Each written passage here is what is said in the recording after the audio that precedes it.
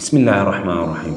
په نړۍ کې هر هیواد یا هر ټولنه اداره د خپلو غړو د پیژندلو لپاره هغوی ته کارډونه او پاسپورټونه توضیح کوي چې دغه کارډونو ته زموږ او ستاسې په سیمه کې تذکره یا شناختي کارډ ویل کیږي. راځئ په دې اړه فکر وکړو چې په اسلام کې داسې څه شته دی چې په اسلامي دایره کې د شناختي کارډ او یا د تذکرې مثال لري.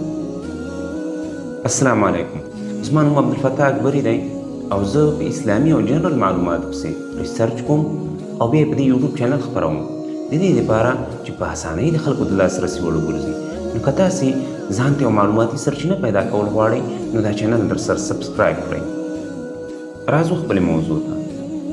څنګه چې په یو هیواد کې د اوسېدو لپاره د هغه هیواد تذکره یا شناختي کارډ اړین دی او همدارنګه یو هیواد ته د داخلېدو لپاره پاسپورټ او ویزا ضروري ده، نو راځئ په دې سوچ وکړو چې په اسلام کې هغه کوم حکم دی چې د اسلامي دایرې ته د داخلېدلو لپاره شرط ګرځېدلی.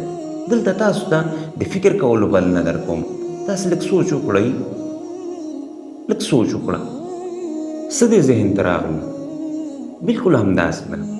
هغه څه چې په اسلام کې د پاسپورټ، تذکرې، شناختي کارډ او ویزې مثال لري هغه د توحید کلمه ده چې عبارت دی نه لا اله الا الله محمد رسول الله.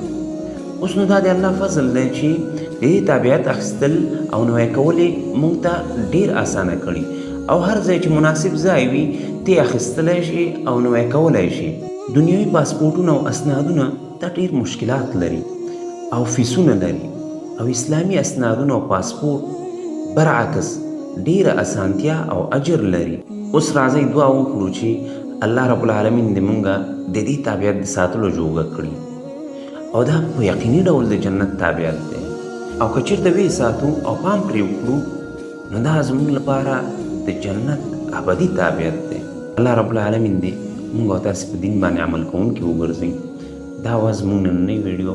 تر بلې ویډیو د الله په امان. السلام علیکم ورحمة الله وبرکاته.